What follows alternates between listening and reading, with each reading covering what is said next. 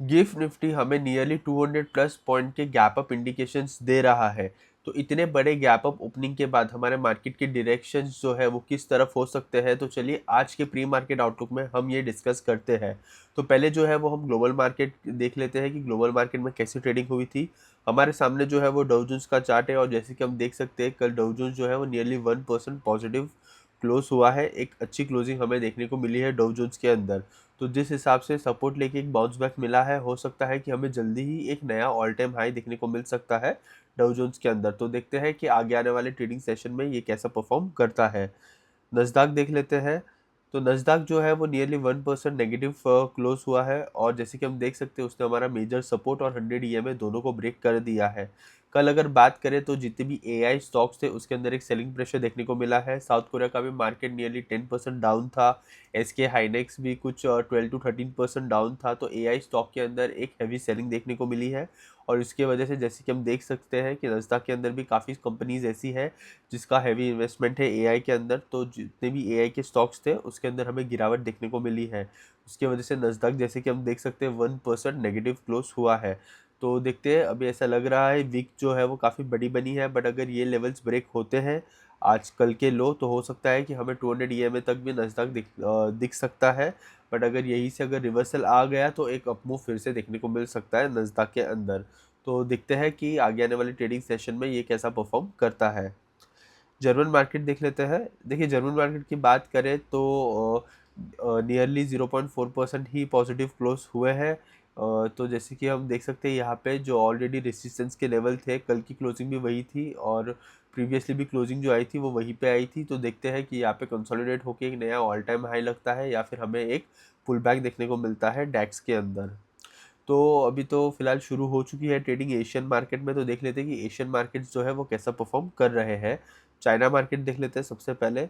देखिए China market की बात करें तो चाइना मार्केट जो है वो नियरली 1.6% पॉजिटिव ट्रेड कर रहे हैं, और जैसे कि हम देख सकते हैं एकदम डिसेसिवली ब्रेक कर दिया है 100 और 200 ईएमए को, और एक अच्छा सा अपमूव हमें देखने को मिल रहा है चाइना मार्केट में।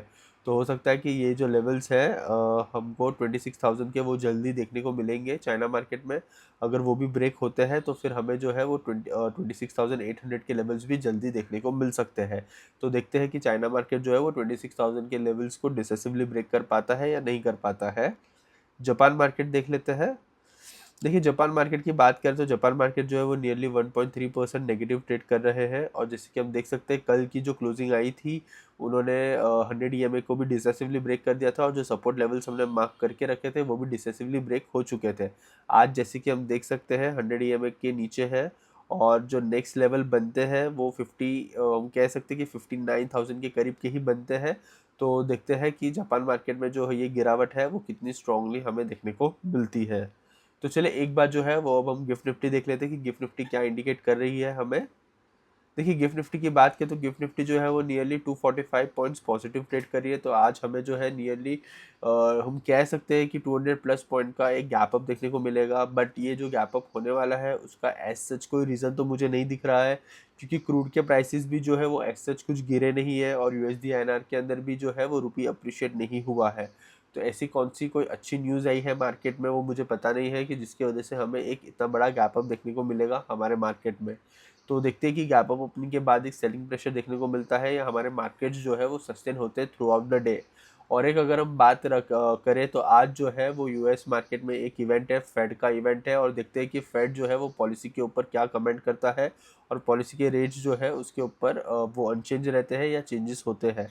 और अगर कमेंट जो है अगर हॉकिश होगा तो हो सकता है कि हमें अमेरिकन मार्केट्स में रात को एक सेल ऑफ देखने को मिल सकता है, और अगर कमेंट्स अच्छे हुए तो मार्केट जो है वो ऊपर ही जाने वाले हैं। तो देखते हैं कि फेड की तरफ से क्या कमेंट हमें देखने को मिलता है, बट हमारे मार्केट इतना गैप अप क्यों ओपन हो रहे हैं उसका एज सच कोई स्पेसिफिक रीज़न है नहीं। तो आ जाते हैं निफ्टी पे और लेवल्स मार्क कर लेते हैं। देखिए अगर हम बात करें तो निफ्टी की क्लोजिंग हम समझ सकते हैं कि 2 दिन से 24,000 पे ही आ रही है। तो हो सकता है कि आज 24,200 के ऊपर ही क्लोजिंग हो। तो 100 और 200 ईएमए जो है वो बहुत ही ज़्यादा स्ट्रॉन्ग रेसिस्टेंस की तरह बिहेव करने वाले हैं। तो देखते हैं कि एक गैप अप ओपनिंग के बाद हमें सेलिंग प्रेशर देखने को मिलेगा, या फिर जो हमारे मार्केट है वो थ्रू आउट द डे हो सकता है कि साइडवेज भी जा सकते हैं। तो देखते हैं कि इतनी बड़ी गैप अप ओपनिंग के बाद हमारे मार्केट जो है वो कैसा परफॉर्म करते हैं। तो अगर हम बात करें 100 EMA की तो वो ऑलमोस्ट 24,120 के करीब है। तो देखते हैं कि जो क्लोजिंग होती है वो 100 EMA के अबाव होगी या नीचे होगी आज के ट्रेडिंग सेशन में। तो देखते हैं कि निफ्टी जो है वो आज कैसा परफॉर्म करती है। बैंक निफ्टी देख लेते हैं। देखिए बैंक निफ्टी की भी अगर हम बात करें तो बैंक निफ्टी में भी आज हमें बड़ा गैप अप देखने को मिल सकता है, ऑलमोस्ट 400-500 पॉइंट्स का। तो अगर हम बात करें तो बैंक निफ्टी में 57,000 के जो लेवल्स थे और 57,300 के जो लेवल्स थे वहाँ पे अच्छा खासा रेसिस्टेंस था। तो हो सकता है कि आज की ओपनिंग जो है वो हमें 57,000 के अबाव ही देखने को मिलेगी। तो देखते हैं कि 57,000 के अबाव की ओपनिंग के बाद बैंक निफ्टी जो है वो कैसा परफॉर्म करती है। तो चलिए एक बार जो है मैं आपको ब्रेंट क्रूड बता देता हूँ। देखिए ब्रेंट क्रूड की बात करें तो ब्रेंट क्रूड जो है वो $85 के करीब ही ट्रेड कर रहा है। कल जैसे कि हम देख सकते हैं उसने 200 EMA क्लोज किया था और क्लोजिंग जो है हम कह सकते हैं कि 200 EMA के पास ही हमें देखने को मिली थी। बट आज जो है nearly 2% Brent crude short up हो चुका है। अगर इसके अंदर गिरावट आती है तो हमारे मार्केट में जो गैप अप है वो सस्टेन हो सकता है। बट अगर यहाँ से अगर ब्रेंट क्रूड शॉर्ट अप हो गया तो हमारे मार्केट में जो है वो हमें गिरावट देखने को मिल सकती है। तो देखते हैं कि आज के ट्रेडिंग सेशन में ब्रेंट क्रूड जो है वो कैसा परफॉर्म करता है। एक बार मैं आपको USD INR भी बता देता हूँ। देखिए USD INR की बात करें तो कल जो है वो 95.80 पे सपोर्ट लिया गया है। तो देखते हैं कि आज की ट्रेडिंग सेशन में जो रुपी है वो कैसा परफॉर्म करता है। अगर रुपी अप्रिशिएट होता है तो अच्छी न्यूज़ है, पर अगर आज रुपी डिप्रिशिएट हुआ तो हो सकता है कि एक हल्का सा सेलिंग प्रेशर भी हमें देखने को मिल सकता है हमारे मार्केट में। तो देखते हैं कि आज के ट्रेडिंग सेशन में USD INR जो है वो कैसा परफॉर्म करता है। अगर सेक्टर टू फोकस की बात करें कि आज हमें कौन से सेक्टर पे फोकस करना चाहिए, तो आज का हमारा जो फोकस रहेगा वो ऑटो सेक्टर पे ही रहेगा। कल भी हमने जो है वो ऑटो सेक्टर के ऊपर ही फोकस किया था, क्योंकि जो ट्रेंड है वो काफ़ी अच्छा चल रहा है। हमने ऑलरेडी रेसिस्टेंस के लेवल मार्क करके रखे थे, उसका एक ब्रेकआउट देखने को मिला था और उसके बाद भी कल एक अच्छा अपमूव हमने देखा था ऑटो सेक्टर में। तो हो सकता है कि आज भी ऑटो सेक्टर में एक अच्छा मूवमेंट हो और जो 28,000 का एक रेसिस्टेंस है वो क्रॉस हो जाए। तो देखते हैं कि आज के ट्रेडिंग सेशन में ऑटो सेक्टर जो है वो कैसा परफॉर्म करता है। तो चलिए एक बार जो है वो FII DI के नंबर्स देख लेते हैं। देखिए अगर नंबर्स की बात करें तो दोनों ने कल बाइंग ही की थी। DI ने अराउंड 1600 करोड़ की बाइंग की थी और FII ने अराउंड 750 करोड़ की बाइंग की थी। तो देखते हैं कि आज के ट्रेडिंग सेशन में हमें क्या नंबर्स देखने को मिलते हैं। तो चलिए आज का जो हमारा प्री मार्केट आउटलुक है उसे हम समराइज़ करते हैं, और समराइज़ करते हुए तो मैं यही कहूँगा कि अमेरिकन मार्केट्स की अगर हम बात करें तो डाउ जोन्स जो है वो पॉजिटिव क्लोज हुआ है, नस्डैक जो है वो नेगेटिव क्लोज हुआ है। अगर हम जर्मन मार्केट की बात करें तो वो भी पॉजिटिव में क्लोज हुआ है। अभी जो एशियन मार्केट में ट्रेडिंग शुरू है तो उसमें चाइना मार्केट पॉजिटिव ट्रेड कर रहा है, जापान मार्केट नेगेटिव ट्रेड कर रहा है। और जैसे कि हम देख सकते हैं गिफ्ट निफ्टी जो है वो हमें एक बड़ा गैप अप ओपनिंग के इंडिकेशंस दे रही है।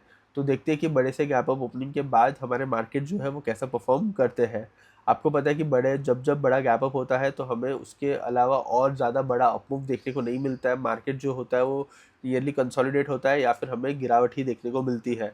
तो देखते हैं कि आज के ट्रेडिंग सेशन में क्या होता है। और अगर हम बात करें सेक्टर टू फोकस की तो हमें आज ऑटो सेक्टर के ऊपर फोकस करना है, और हमें ये भी देखना है कि ब्रेंट क्रूड के प्राइसेस जो है वो ज़्यादा शॉर्ट अप ना हो जाए। ऑलरेडी 2% जो है वो ऊपर है, अगर ये और शॉर्ट अप हो गए तो एक गिरावट देखने को मिल सकती है। तो चलिए देखते हैं कि आज जो है हमारे मार्केट गैप अप के बाद कैसा परफॉर्म करते हैं, और फिर हम मिलेंगे पोस्ट मार्केट आउटलुक के साथ। अगर आपको ये वीडियो अच्छा लगा है तो please like share and subscribe, and thank you for watching.